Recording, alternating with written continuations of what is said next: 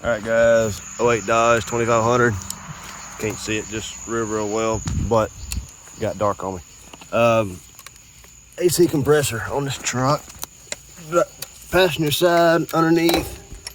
Compressor is right there. Now that is a new compressor, but to get this off, there are 4 bolts. You've got 2 here, 2 on the same place on the top.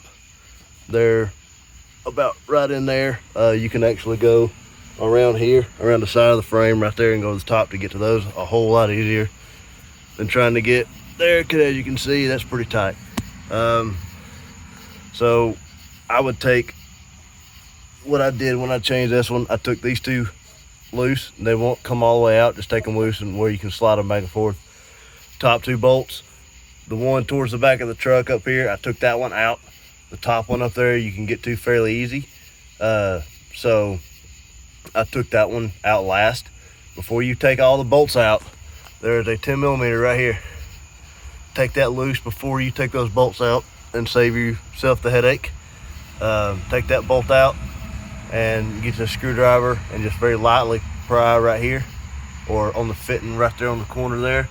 Just very lightly. It doesn't take a lot of pressure. You're not trying to break it off. You're just easing it off. When you do that, you are going to have Freon come out. So don't have your head right under it. You'll get it in your eyes. Take that 10mm right there out. Of course, the belt has to be off. The belt tensioner is right above the AC compressor. There's a 1/2 inch, a spot for a 1/2 inch ratchet on that.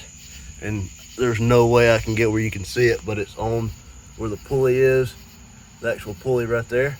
It's right about where my finger is, if you can imagine, but up farther up, actually on the tensioner.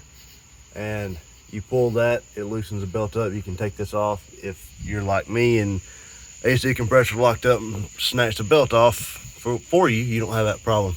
But once you get this line right here off, take the last bolt out, it'll drop down. There's a connector up top, just one connector. It just push the tab on it, comes right apart. Drop that one out, and then go up, start these bottom 2 bolts, because you can get to them the easiest. Put that up, put the bottom 2 bolts in, just get them started. Don't tighten them up, just get them started. And get your top 2 started. Go ahead and tighten the top 2 up, tighten the bottom 2 up, and then put your belt back on. Put the connector on, the lines. Whenever you get the compressor, it should come with 2 O-rings that go on these lines, one there and then one on the other side of that fitting. See the 2 there is, and you can actually see they're little, almost like washers. They got O-rings on them. Those have to be changed and installed, or else you will have a huge leak. That's pretty much all there is to changing just a compressor, and you're gonna have to charge the system when you do that. And to charge these, up here on the dryer, see the dryer right there, that little cap unscrews. When you unscrew that cap, put your gauge up. You can get at O'Reilly's, they come with, you can get either a recharge can that's, just a refrigerant can, and they sell these also that has the gauge and stuff with it, so you ain't got to go to a shop and get it charged or nothing like that. It shows you how to do it. Whenever you put the gauge on, it's going to be down. Turn your truck on, turn the AC wide open, max AC, fan, everything.